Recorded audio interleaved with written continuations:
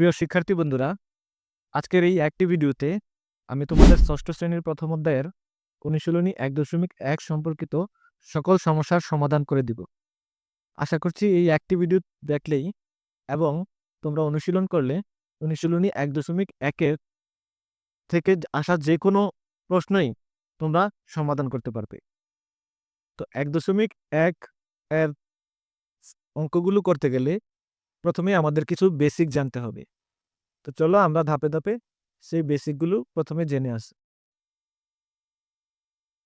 আমরা সর্বপ্রথমে এখানে দেখব যে সংখ্যা প্রতীক কি।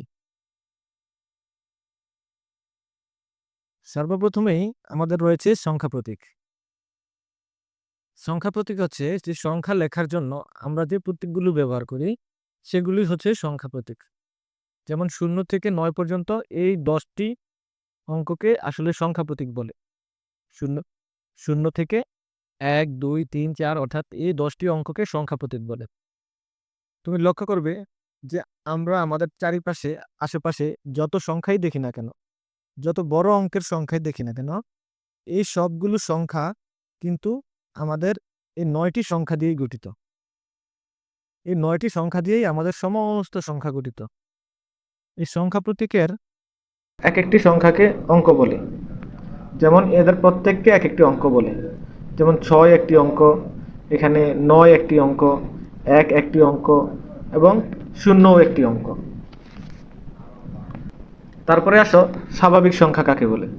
0 ব্যতীত 1 থেকে শুরু করে সকল সংখ্যাই হচ্ছে স্বাভাবিক সংখ্যা। মানে 0 বাদ দিয়ে 1 থেকে শুরু করে আমার 1 কোটি 2 কোটি বা অসীম পর্যন্ত পজিটিভ সংখ্যাগুলি হচ্ছে স্বাভাবিক সংখ্যা। মনে রাখতে হবে যে 0 কোনো স্বাভাবিক সংখ্যা নয়। 0 স্বাভাবিক সংখ্যা নয়। পাশাপাশি আমাদের নেগেটিভ সংখ্যা, যেই নেগেটিভ সংখ্যাগুলো রয়েছে যেমন ধরো -1, -2, -3, এগুলোও স্বাভাবিক সংখ্যা নয়। এখন আমরা দেখব যে সার্থক অঙ্ক ও শূন্য।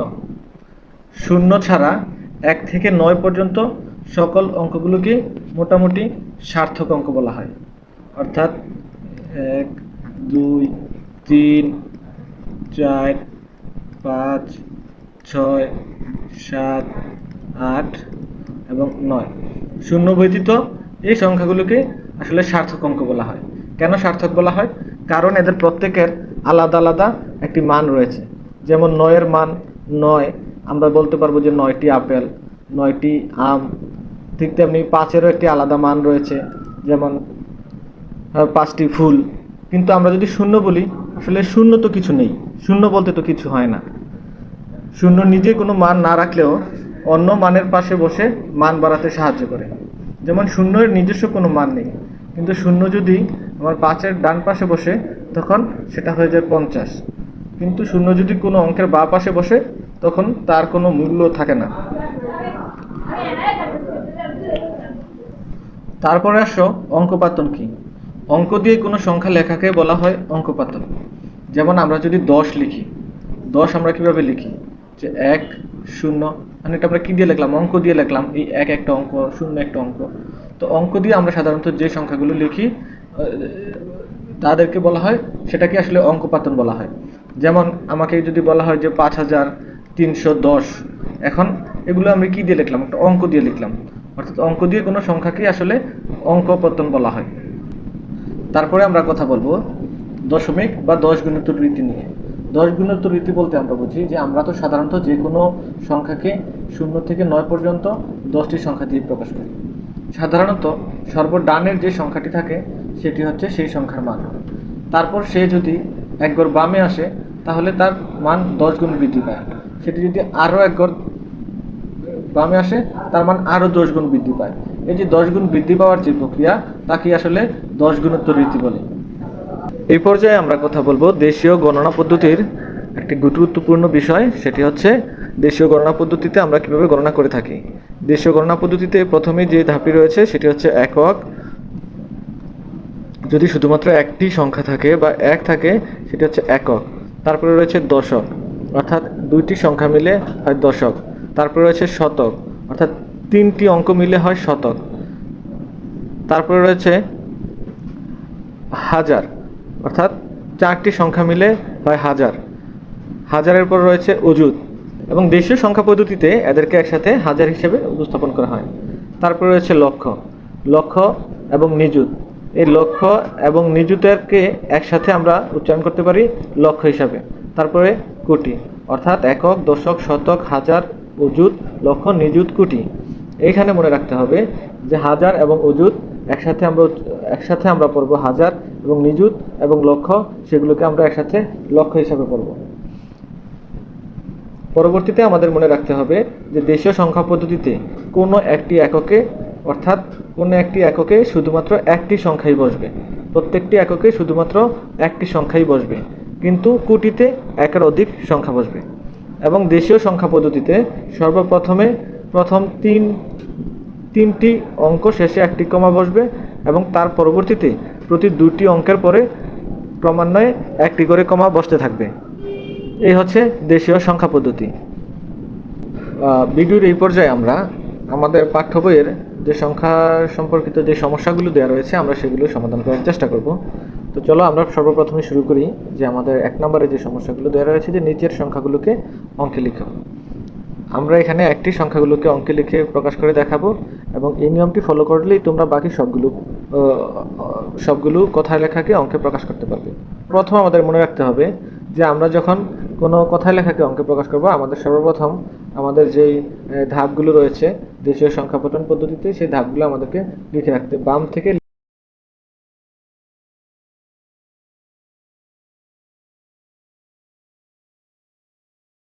এবং এগুলোকে সম্পূর্ণ মনে রেখে মুখস্থ করে ফেলবে, যেন পরবর্তীতে এবং এগুলো তোমার পরবর্তী ক্লাসেও তোমাদের কাজে লাগবে।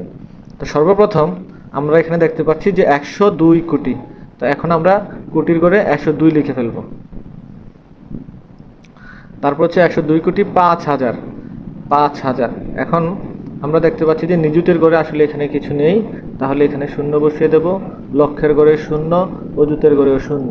এখানে যেহেতু 5,000 বলা হয়েছে সেহেতু আমরা হাজারের ঘরে লিখব 5। তারপরে এখানে শতক মানে 700, শতকের ঘরে লিখব 707, এবং দশকের ঘরে কিছু নেই, এবং আমাদের একক হিসেবে রয়েছে 8। এখন আমরা নিচে 2 লাইন কথা লিখে দিব যে কথায় প্রকাশিত সংখ্যাটি, যে এখানে লিখে দিব এর নিচে যে কথায় প্রকাশিত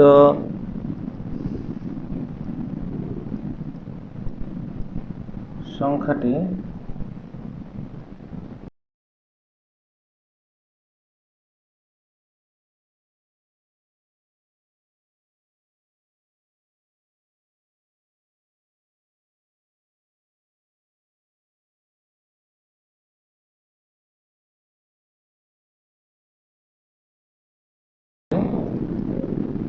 প্রায়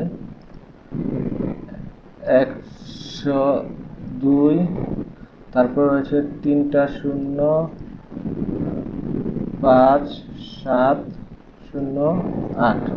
আমরা জানি যে প্রথম 3টা অঙ্কের পরে একটা কমা বসবে, তার পরবর্তীতে 2টা অঙ্কের পরে কমা বসবে, এবং এটাই হচ্ছে আমাদের উত্তর। আশা করছি যে এই নিয়মটা ফলো করলে এই 1 নম্বরের সমস্ত প্রশ্নগুলোর সমাধান তোমরা করতে পারবে। তারপরে আমাদের যে প্রশ্নটি রয়েছে সেটি হচ্ছে যে নিচের সংখ্যাগুলোকে কথায় লিখো।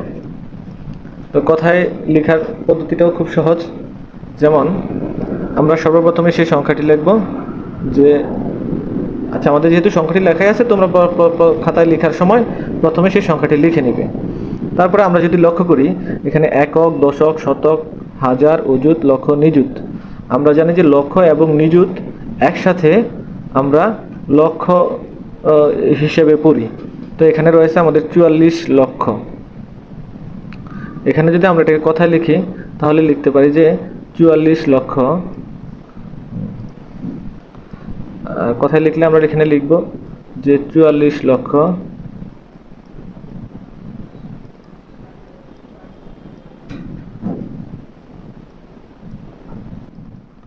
44 লক্ষ। শূন্যের যেহেতু কোনো এখানে মান নেই তারপরে 785, 785 কিভাবে লিখলাম? এখানে একক, দশক, শতক, অর্থাৎ শতকের ঘরের একক হচ্ছে 7, 700, আর একক, দশক, 8 আর 5 হচ্ছে 85। তার পরবর্তীভাবে ঠিক সেমভাবেই তোমরা সমাধানটা করে ফেলবে। যেমন পরবর্তী ধাপে রয়েছে, তোমরা সর্বপ্রথমে এভাবে লিখতে পারো যে একক, দশক, শতক, হাজার, অযুত, লক্ষ, নিযুত। লক্ষ আর নিযুত মিলে হয় কি? লক্ষ। তাহলে লিখতে পারো যে 68 লক্ষ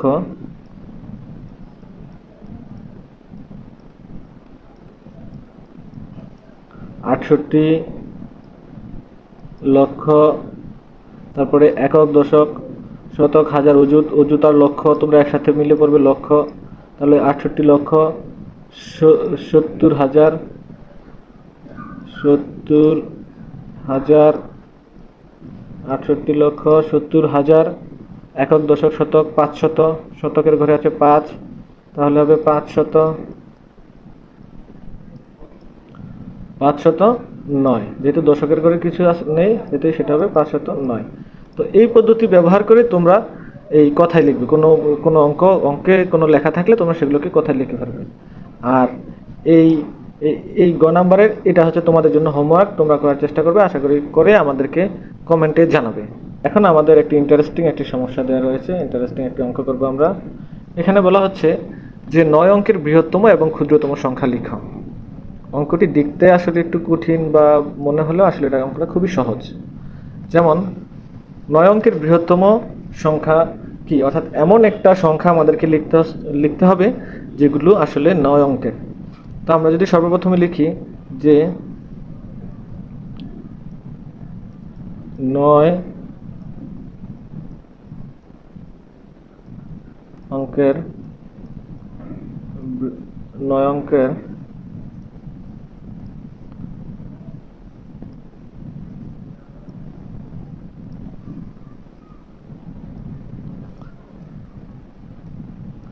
অঙ্কের বৃহত্তম সংখ্যা হলো 9 অঙ্কের বৃহত্তম সংখ্যা হলো, দেখো আমরা জানি যে 1 থেকে 9 পর্যন্ত সবচেয়ে বড় বা সবচেয়ে মান বেশি কার?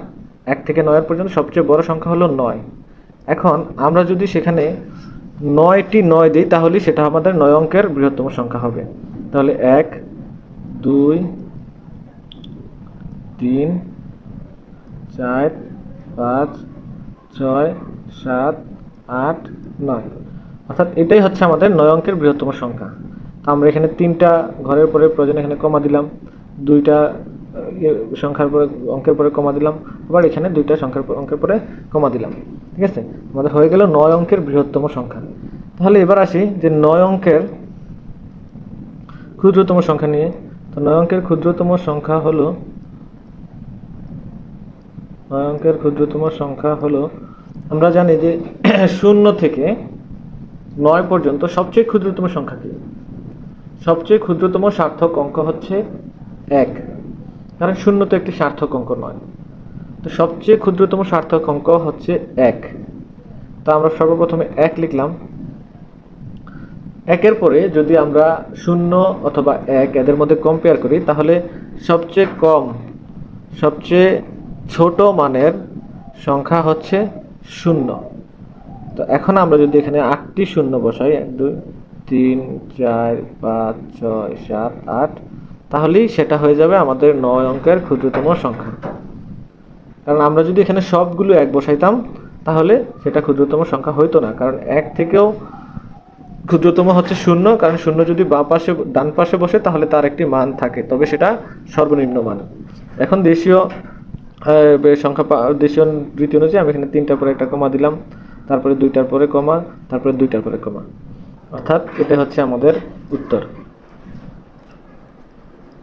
আমাদের অনুশীলনীর 1.1-এর এই ধরনের সমস্যাগুলো বা অঙ্কগুলো একটু গুরুত্বপূর্ণ সমস্যা। যেমন এখানে বলা রয়েছে যে নিচের সংখ্যাগুলোতে যে সকল সার্থক অঙ্ক আছে তাদের স্থানীয় মান নির্ণয়। আমরা জানি যে সার্থক অঙ্ক কি, অর্থাৎ যে অঙ্কগুলো 1 থেকে 9 পর্যন্ত শূন্য বাদ দিয়ে 1 থেকে 9 পর্যন্ত অঙ্কগুলোকে আসলে সার্থক অঙ্ক বলি। এখন এইখানে বলা হয়েছে যে এইখানে কোন অঙ্কটা আসলে কোন মানের মধ্যে আছে সেটা আমাদেরকে নির্ণয় করতে বলা হয়েছে। তো চলো আমরা খুব সহজভাবে সমস্যাটি সমাধান করে ফেলি। এখানে দেওয়া রয়েছে 8 8 রয়েছে আমাদের এককের মধ্যে, 8 একক।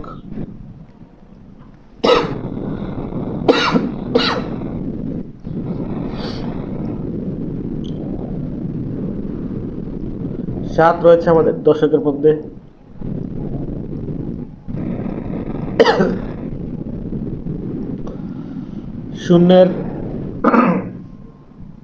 শূন্য কোনো সার্থক অঙ্ক নয়, তাই সেটি লিখব না। তারপরে 5 হচ্ছে দশক, শতক, হাজার।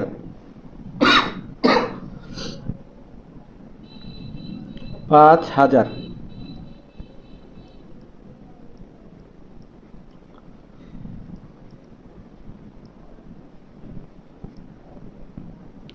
একক, দশক, শতক, হাজার, অযুত। 4 অযুত।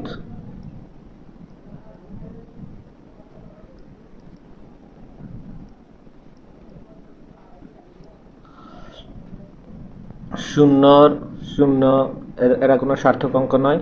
এবং 3 হচ্ছে একক, দশক, শতক, হাজার, অযুত, লক্ষ, নিযুত, কোটি। 3 হচ্ছে কোটি।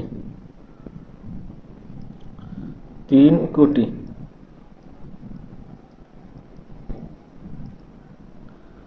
ইকুয়াল টু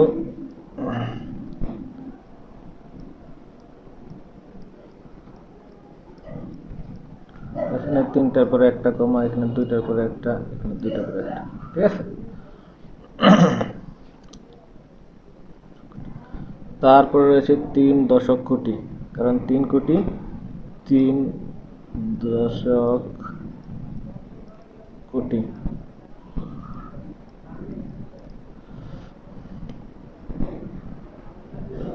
দুঃখিত, এটা হবে 1। এটা হচ্ছে 1 দশক কোটি। তাহলে হবে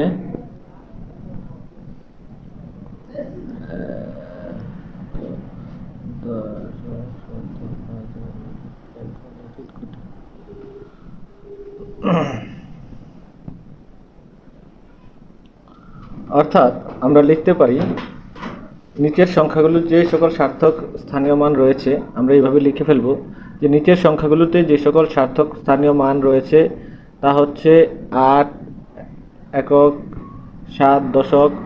অর্থাৎ এই সংখ্যাটাকে প্রথমে সিরিয়াল ওয়াইজ লিখলেই সেটা আমাদের উত্তর হয়ে যাবে। এখানে লেখার ঝামেলার কারণে আসলে আমি লিখলাম না। আশা করছি তোমরা খাতায় লিখবে এবং বুঝতে পারবে। এখানে বলা আছে একই অঙ্ক মাত্র একবার ব্যবহার করে 7 অঙ্কের বৃহত্তম এবং ক্ষুদ্রতম সংখ্যা গঠন করো। এখানে সংখ্যা দেওয়া আছে কয়টা? 1টা, 2টা, 3টা, 4টা, 5টা, 6টা, 7টা। অর্থাৎ 7টা অঙ্ক এখানে দেওয়া আছে। অর্থাৎ 7 অঙ্কের বৃহত্তম এবং ক্ষুদ্রতম সংখ্যা, অর্থাৎ এই সংখ্যাগুলোকে সাজিয়ে আমাদের সবচেয়ে বড় একটা সংখ্যা গঠন করতে হবে এবং সবচেয়ে ছোট একটা সংখ্যা গঠন করতে হবে। কিন্তু এখানকার একটা অঙ্ককে একের অধিক ব্যবহার করা যাবে না। তাই এখন আমরা প্রথমে যদি সংখ্যাগুলোকে ক্রমান্বয়ে সাজিয়ে ছোট থেকে বড়, অর্থাৎ সংখ্যাগুলোকে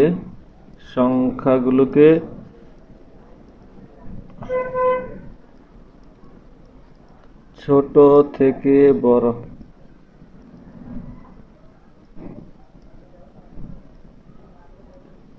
সাজিয়ে পাই,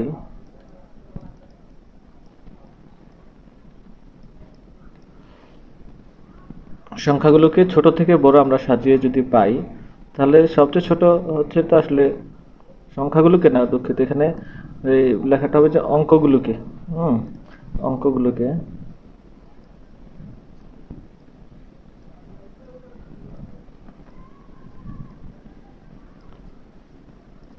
অঙ্কগুলোকে ছোট থেকে বড় সাজিয়ে পাই। সবচেয়ে ছোট রয়েছে আমাদের 0। তারপরে 0 থেকে ছোট হচ্ছে, এখানে আমরা দেখতে পাচ্ছি যে 3 থেকে বড় আছে 5, 4, 4 থেকে বড় 5, 5 থেকে বড় 6 নাই, 7, 8 নয়, 5, 6 নাই, 7, 8, 9।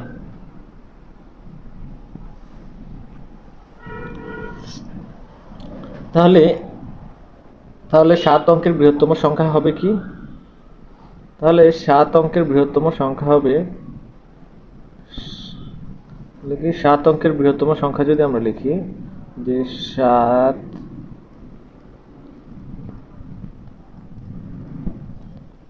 অঙ্কের বৃহত্তম সংখ্যা হবে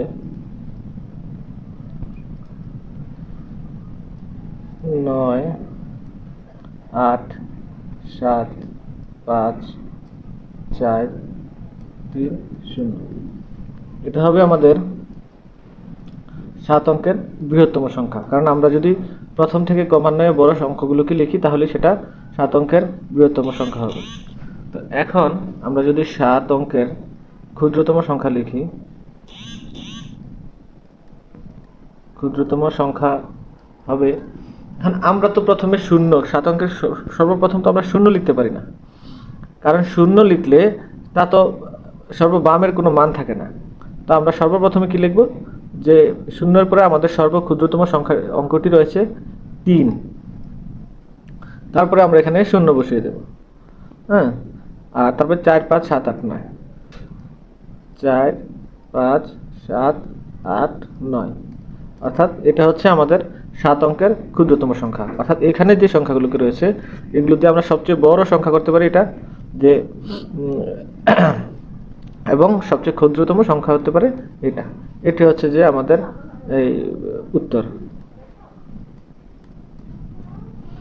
শিক্ষার্থী বন্ধুরা, আমরা আমাদের অনুশীলনী 1.1-এর সর্বশেষ যেই অঙ্কটি বা প্রশ্নটি দেওয়া রয়েছে আমরা সেখানে চলে এসেছি। তো চলো এই অঙ্কটি সমাধান করে ফেলি। এখানে আমাদেরকে দেওয়া হয়েছে যে এই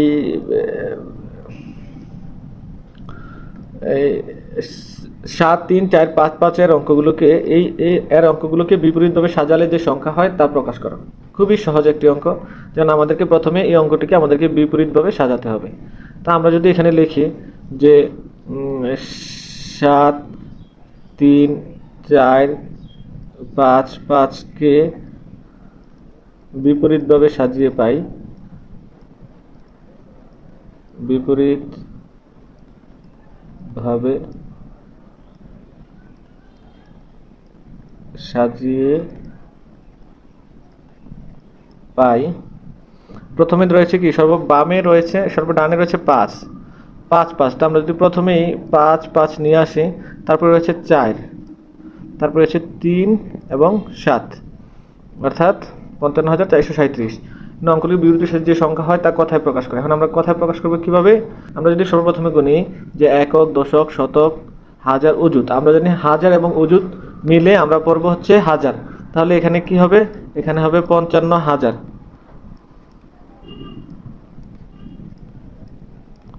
55,000 আসলে বোর্ডে লেখার কারণে মানে হাতের লেখা অনেকটা এলোমেলো হচ্ছে, আশা করছি তোমরা বুঝে নিবে। তোমরা যখন খাতায় লিখবে তখন খুবই সুন্দরভাবে গুছিয়ে লিখবে, ঠিক আছে? তো আমরা এখানে লিখলাম যে 55,000 একক, দশক, শতক, মানে হচ্ছে 4 হচ্ছে শতকের ঘরে আছে, তো লিখবো হচ্ছে 400। 55,400 একক, দশক, অর্থাৎ 3 আর 7 মিলে হয় 3 আর 7 হচ্ছে 37। হ্যাঁ, অর্থাৎ 37। এটা হচ্ছে আমাদের উত্তর। তো এরই মধ্যে আসলে আমাদের ষষ্ঠ শ্রেণীর প্রথম অধ্যায়ের অনুশীলনী 1.1 আমরা সম্পন্ন করলাম। আশা করছি যে এই ভিডিওটি যদি তোমরা প্রথম থেকে শেষ পর্যন্ত মনোযোগ সহকারে দেখো, এই অধ্যায় নিয়ে তোমাদের আর কোনো কনফিউশন থাকবে না, এবং এই অধ্যায় থেকে যে প্রশ্নগুলোই আসুক তোমরা সেটার সঠিকভাবে উত্তর করতে পারবে। তারপরেও যদি মনে হয় যে কোনো অংশটি তোমরা বুঝোনি, তোমরা আমাদের এই কমেন্টস করতে পারো অথবা আমাদের পেজে নক দিতে পারো। আমরা ইনশাল্লাহ তোমাদেরকে পার্সোনালি নক করে ও এক এক করে আমরা এই বিষয়গুলোকে আসলে আমরা বুঝিয়ে দিব।